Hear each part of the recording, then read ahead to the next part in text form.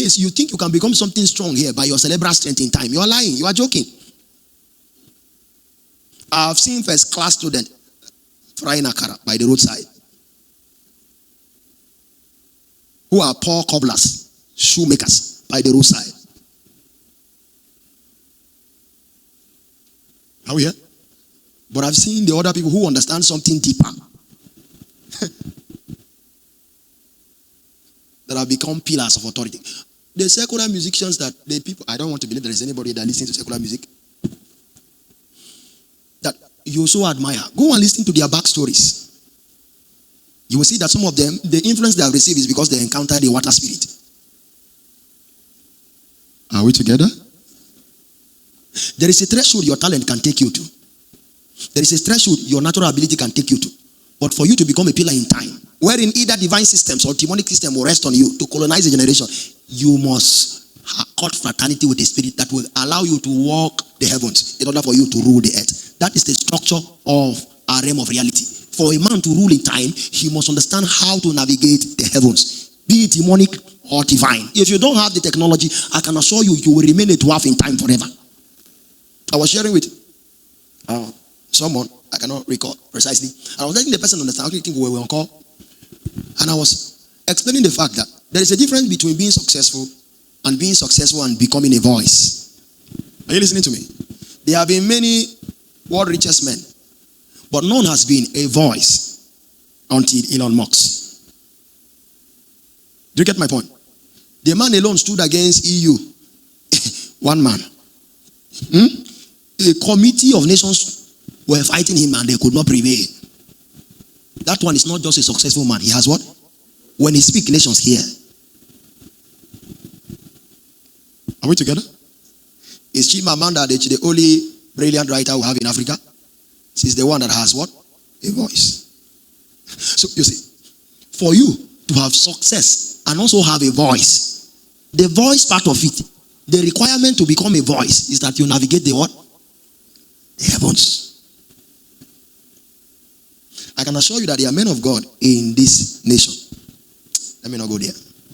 So just have that as a basic understanding. So what God is showing us here is that we who are sons will understand how to take advantage of the high heavens and the protocols that are outlaid here to grow into becoming pillars in time upon which his divine systems will rest on us. Have you followed to this point? It will be very clear very soon. So in this protocol, in this procedure that is outlined here, we are meant to understand that to accessing God's gate, wherein we come eventually into his court, we must come by thanksgiving and by what? Praise.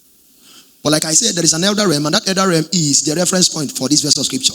And in that elder realm, you don't enter to the outer court, the inner court, and the holies of holies. Once you are summoned by God to ascend the high heavens, just as Revelation captures the summoning of John in the Isle of Patmos. He said, come up what? Hither. So he was able to go by virtue of the higher gates. And once he entered by the gate, what happened? He entered into what? God's court. What was the scene there? He saw 24 elders. He saw the throne of God. Are you listening to me now? So the courts of God is different from that earthly court. So the heavenly court is God's reference for this scripture. I want you to have that at the back of your mind. Are you getting it? So time will fail me. I would have given you a graphic portrait of that court, what it is all about. So the borderline here is that you should see the higher spiritual truth captured in that verse of scripture. The higher spiritual truth is that we are accessing the high heavens by the gates of God and coming into his court. And how we do that is that we come by thanksgiving and by what? Praise. So thanksgiving and praises gives us access to divine court. Somebody say divine court. And that is going to be the bedrock of my discussion this night. Time. Are we here? The primary truth that I want you to take out of this verse of scripture is that there is. Can you give me Psalm 024, please? Give me my scripture. I want to be specific now.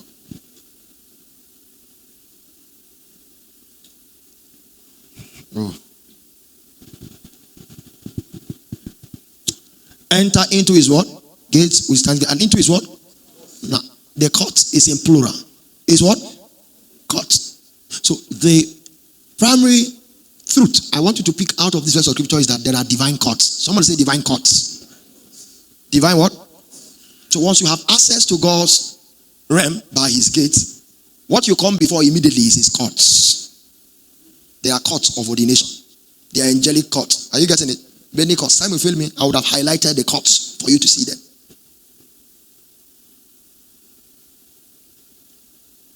Are we together? The truth about divine courts cannot be overemphasized. And I assure you that if you are ignorant of the reality of heavenly courts, your life will not make so much of progress that you desire. Have we come to an agreement that there are heavenly courts? And that God intends us to have access to that court? Do you know why he wants us to access that court by all means? Because one of you here, the reason why your life is where it is currently is because you have not had access to that court. There was a man called Job. Are we here? A court session was going on about his life and he was absent. The Bible said what? The sons of God did what? And Satan also did what? Appear. And God began to boast of what? His servant what? Job. I will explain that in a jiffy for you. Say, have you considered my servant what? Job. Job was not in a court that was seated concerning his life. His life was decided and he was absent. Are we together? The greatest question I've ever asked that I have a speculative answer is that who attended that court and wrote the book of Job for us? Do you know that if Job was the author of the book of Job, he would write it differently? He would just tell you how that he woke up one morning and his children died. He didn't know. Are you getting it? He would just be writing his lamentation. You will not see that backstory. Somebody attended a court case and the person who was supposed to be present in that particular court session was absent. Somebody else was telling the story of his life. Are we together? May that not be your story. So my greatest speculation is that his friend, what's the name of his friend? Elihu was the one that attended that court session. Do you know why? When all the other friends who were called wise also were speaking. Because my assumption that they are wise is based on the fact that they were friends with Job. Isn't it? Because Job was a wise man. The Bible says after he speaks, the tongue of men cleave to the roof of their mouth. He was such a wise man. It is only by wisdom that you can become what Job became.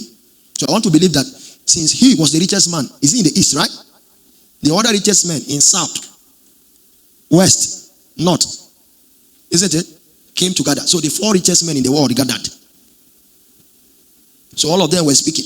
So the one that attended the court session was waiting for these other wise men who claimed that they were wise to decipher the case of Job according to the court session he attended. He waited and spoke. They were not in alignment. So he had to speak. He said he felt that gray hair brings wisdom. But he have not interacted with wisdom from his elder colleagues. What was his submission? But there is a spirit in man. The inspiration of the Almighty. Give it him what? So that man was present in somewhere that Job was absent. Hello? Hello? I want to let you know the reason why you wrote down 10 times was because there was a court case that you did not attend. And I'm very serious. The reason why you may not marry in the next 20 years is because there is a court case. The reason why you will continue envying or desiring a certain level of wealth without entering into it is because there is a court case that you are not attending because you are not aware of it.